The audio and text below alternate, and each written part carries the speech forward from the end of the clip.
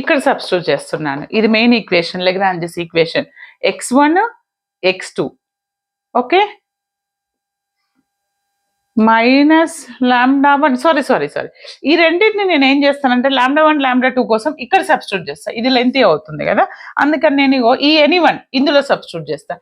ఇందులో సబ్స్టిట్యూట్ చేస్తే నాకు 10 x1 తెలుసు, దీని నుంచి λ1 ప్లస్ λ2 ఈక్వల్ టు సంథింగ్. చూడండి 10 x1 అంటే ఎంత, x1 ఈస్ 1.5, 1.5 ఇంటూ 2 3 రాశాను, మైనస్ λ1 ప్లస్ λ2. ఓకే అంటే 10 మైనస్ 3 7, ఈ 7 అటువైపు తీసుకెళ్ళా, మైనస్ λ1 λ2 ఈక్వల్ టు 7, ఒక ఈక్వేషన్ వచ్చింది.